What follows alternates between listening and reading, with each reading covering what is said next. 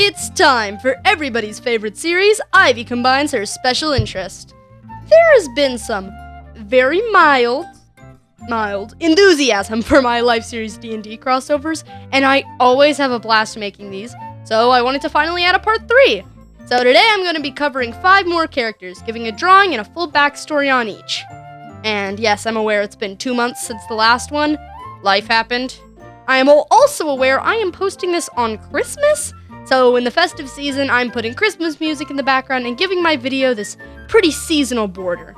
Also, little Ivy is wearing her winter clothes because it's freezing where I am right now, and little Ivy will not freeze with me. A quick friendly reminder that this is about characters only and not the real-life people who play in this series. It's supposed to be in good fun, and I don't mean to offend anyone with this video. Even though this is a part 3, you don't have to watch the first 2 parts to enjoy this video. The last videos have 9 more characters and stories in them, though, linked in the iCard above. It's a blast, and some of the character backstories tie into the previous episodes, so you get some fun extra lore if you watch the other parts. So cozy in, maybe grab a sketchbook or some hot chocolate, and let's get started. Jem knew what she wanted. Satyrs had 2 paths in life. They did magic, or they died drunk outside some bar trying to panhandle. That was not for her. Jem wasn't one to cast spells from the side or play on her pipes. Jem wanted to get her hands dirty, and she knew exactly who could show her how. Jem is a satyr monk. A satyr is a half-goat, half-human known for wild parties and drunken madness, and are classified as a fey creature. And a monk is a fighter who only attacks with their hands, and sometimes a basic wooden stick. Jem was raised on myths of the Woodsborne monk, a tall, snowy elf who traveled from town to town, fighting beasts and saving young satyrs. His angelically thin hair tied in a bun, hands balled into fists. On the Christmas her parents couldn't afford even brandy, Jem still found a present in her living room, marked in her name. Now, Jem never believed in superheroes. In the craggy rock of her homeland, it was very much every satyr for herself. That was until she met him. Jem was sure she would die that night, out in the woods alone, a wolf pack circling her like a school of sharks. And she would have died if the Woodsborne monk hadn't saved her. That night, Jem decided what she was going to be. She would fantasize about being a myth herself. Jem, the new Woodsborne monk. Jem, the hero. It wasn't that she didn't enjoy her parents' business, but it bothered her how her peers never thought about more. They're creatures of reactions, after all. Most of her friends didn't think past the next revelry. Their lack of thinking ahead did make it easier to sneak out of town, though. Jem spent a few months alone, chasing rumors of the Woodsborne monk. Some claimed he was dead, some didn't even think he was a man.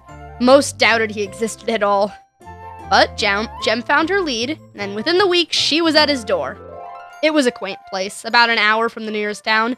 Animated greenery wove its way in and out of the wooden cabin, the mossy roof blooming with more plants than Jem could name. The dull glow of the firelight flitted through the windows, silhouettes of 2 people moving inside. She knocked on the door, and all the lights in the house went off. The message was pretty clear. Go away. So, of course, Jem slept on the porch. After the 4th day of camping outside the door, the inhabitant of the house finally came to greet her. The Woodsborne monk was nothing like Jem thought he would be. He was a middle-aged elf with thin white hair past his shoulders, a pinkish-red scar ripped through the right side of his face, giving him a haunting appearance. A cloth mask pulled over his nose only emphasized his darkness. "I don't want you to starve out here," he said gruffly, his good eye furrowed unhappily. "And the nights get cold. Come on, Bdubs has a room ready." He turned back when she didn't follow, giving her a probing look. "Well, are you coming?" Jem nodded, her smile wide. "I knew you would train me," she said. "I knew the Woodsborne monk would come through." He laughed, a husky, mangled kind of laugh. "My name's Etho," he said. "And if you're expecting training, you might as well stay outside and freeze." Much like Martin from part 2 of this series, Jem is more interesting below the waist. She has fun-spotted fawn legs and a crocheted skirt. Anyways, it was cool. She was pretty easy to design. I really liked the top I gave her, and the bandages all over her arms were really therapeutic to draw. If I had to change anything about her, I would have made her ear skin less colored, but she can't win them all. I had fun with her, and the goat slit eyes are one of my favorite things I did in this video.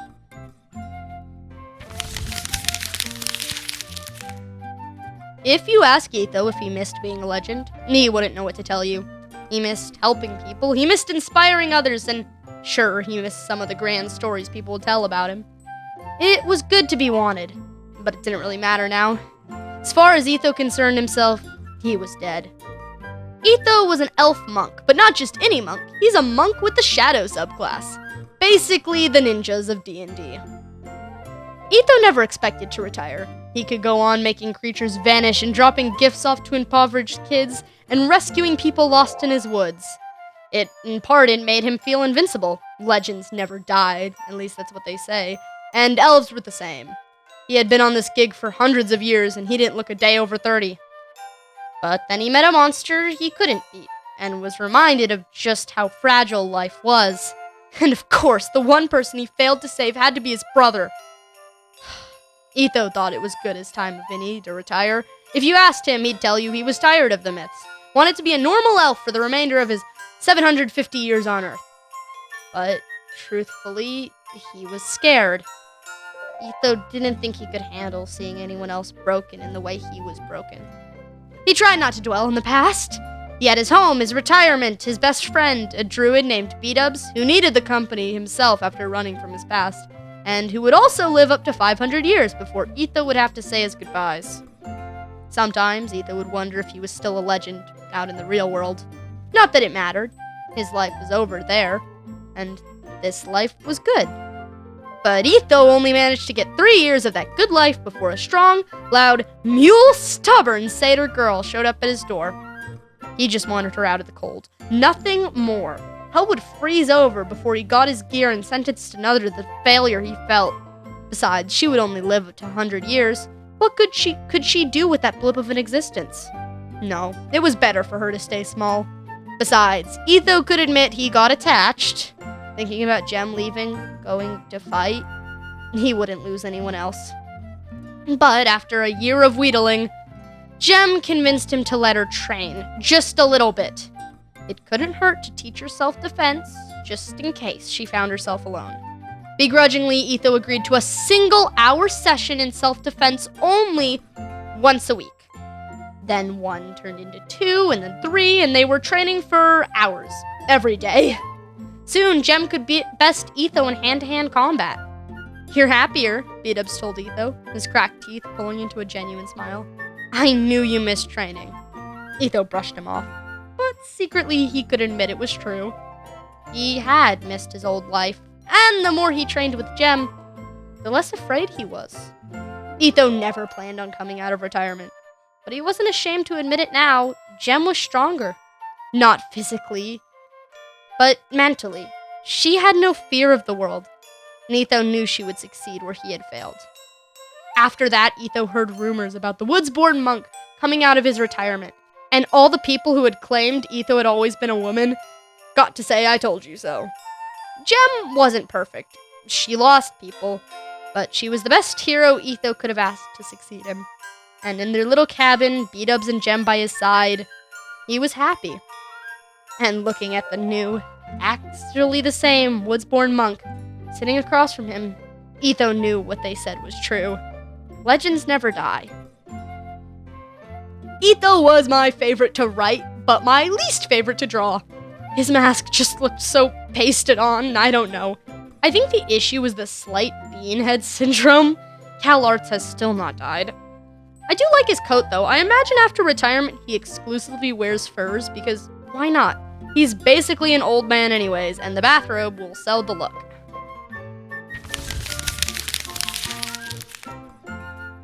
Bdubs knew he would never fully wash the scent of death out of his clothes.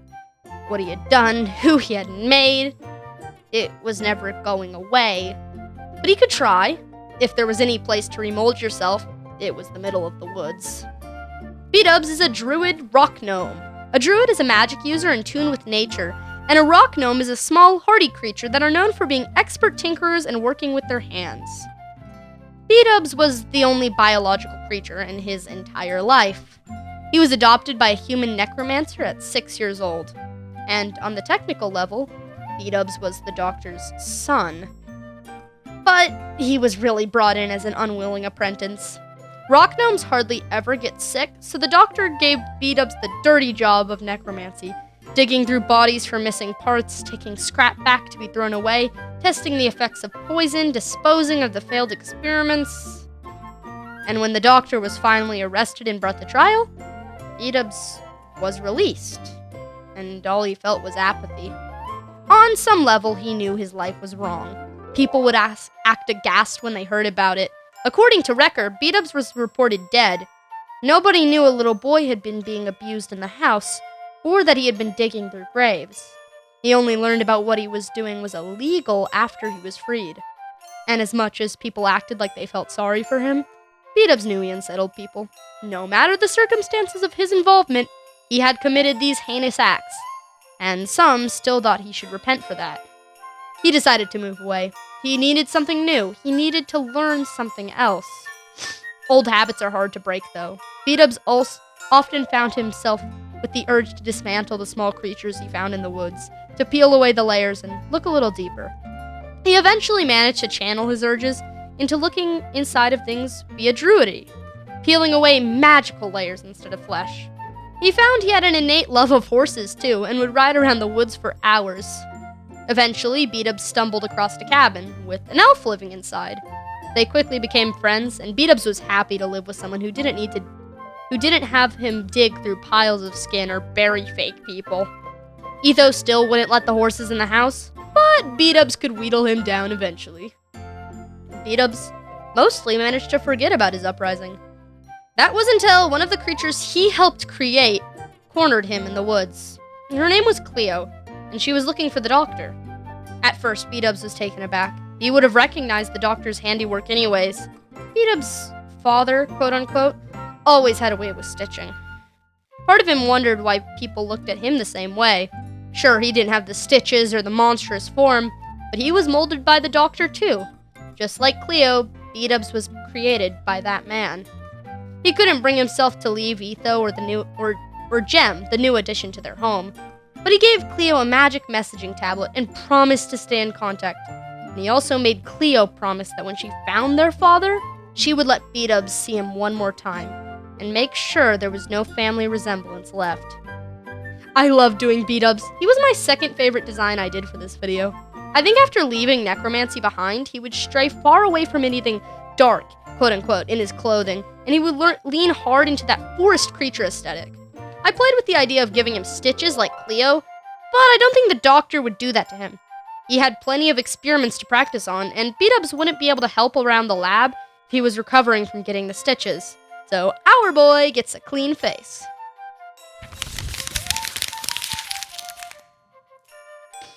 Impulse knew he wasn't much by technicality. A middle-class kid, fully human, with parents who had done nothing but carpentry. He was the ordinary in a world full of extraordinary. Impulse is a human fighter. Fighters are your classic sword-swinging, armor-wearing class, and humans are exactly that. Human. We are really nothing special.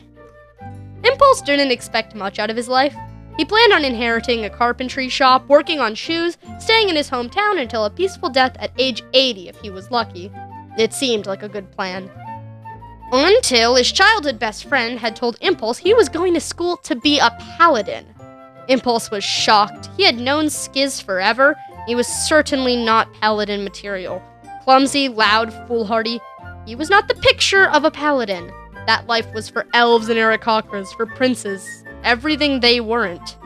But Skiz was nothing if not determined, and Impulse could admit he had the heart for it. The idea of running his carpentry shop without Skiz just didn't feel the same. Whatever. If Skiz could be a paladin, why shouldn't Impulse shoot for more too? So he made the most impulsive decision of his short human life and went to train for the Royal Guard at the school Skiz applied to. It was hard work, harder than anything Impulse was used to. He had to train twice as often as his entire squadron just to match the elves in technique or the dragonborns in strength. He played as many mind games as possible just to beat the worst of the gnomes. Impulse constantly felt like he was falling behind, no matter how fast he ran or how smart he got. But he was with Skiz, and he hadn't managed to fail yet. And in the end, he got to graduate. Standing up there beside all those other creatures, Not stronger, not smarter, but more determined. He supposed that's what humans were good for. Their spirit. For something so small, so breakable to survive in a world of the fantastic, they would all have to be fools. Maybe some of them were fools. Skiz might have been a fool. He died trying to pursue his goals. That nearly broke Impulse. It was hardly fair. Impulse had succeeded where Skiz had failed. He hadn't even considered this life before Skiz. But now all he wanted was to be a soldier, and Impulse knew Skiz would have been proud of him. On the king's own guard. That was better than most humans could hope for. Okay, I know he doesn't look as fantastical or cool as the other designs I did, but oh my god, do I love Impulse. He's in my top 5 designs from all of the videos so far. He just reads so well. I was really happy with the shiny breastplate he ended up with, and he got that perfect human look. I don't really know how to describe it, but the gold with his brown eyes and hair, it's just... he just worked himself out, and I couldn't be happier. Skiz had big dreams. Perhaps a little too big, considering he was barely bumbling through the little life he was handed, but that was hardly a problem. He just needed to fix the way he talked, and his posture, and the very unholy way he carried himself. Okay, maybe there was a little more to do than he first thought. Skiz is a human paladin, or at least an aspiring paladin. He's trying, okay? A paladin is a subclass of fighter that acts as a holy warrior. Some cast spells, and all fight on the behalf of a sworn oath. Skiz didn't worry much about the little details of his dreams. He knew he wanted to be a paladin, and he could fill the gaps in from there. It never really occurred to him that most paladins were high elves. Skiz thought he could figure it out. He just barely made it into the school he was gunning for. That didn't really discourage him. He was just thrilled to be there. And when the headmaster showed obvious distaste for him, he didn't register. When the elven teacher told him he was corrupting their school with his earthly nature, it was no biggie. Besides, who cared? All paladins needed to do was uphold their values, and Skiz had done that. At his second year at school, he swore his oath. I swear to fight for the justice of the struggling, poor, and weak, and to help everyone find their rightful place in the world. I vow to serve the crown as best as I can, and always put the needs of others before myself. 2 weeks later, Skiz was informed that he broke that oath. You vowed to always serve others' needs before your own, the headmaster reminded him. And yet, your very presence here is selfish. If you really cared for the people, you would leave and let someone more qualified take your place. You are not a paladin, and you were never going to be. An oathbreaker paladin has 2 paths, an honor suicide or execution. So Skiz ran away.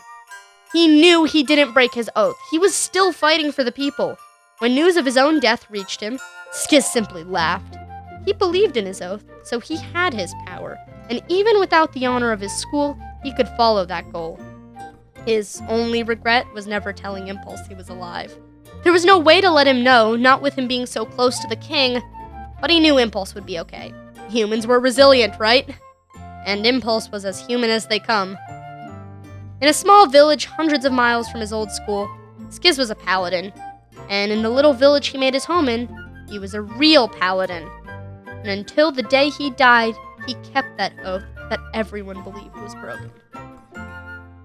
Skiz was fun. I did him right after I did Impulse, so I followed a lot of the same stuff that I did for him.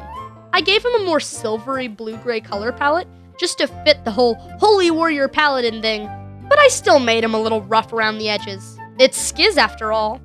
And I also realized that both of the paladins from this series ended up faking their own deaths. There you go, Skiz. Join Scott in the Dead But Not Really Dead Club. And that's all of them. There are plenty more lifers to go, along with empires, vampires, and hermits if you guys are interested. So if these videos keep doing well, you can expect a part 4. The names of the last groups are also in. Cleo, Pearl, and Scott are Created, Cursed, and Cryptid, and Ren and Martin are Phantom of the Opera, as suggested by Fizzy Pop 1300. I think these are so clever, and if you've seen part 2, you know. If you have any suggestions for the party names of these guys, please let me know in the comments below. And side note, I've had people ask me if they can make fic or fan art for this AU, and yes, please. If you tag me, I'll link it in part 4 for people to check out, and I will definitely love to read and look at it.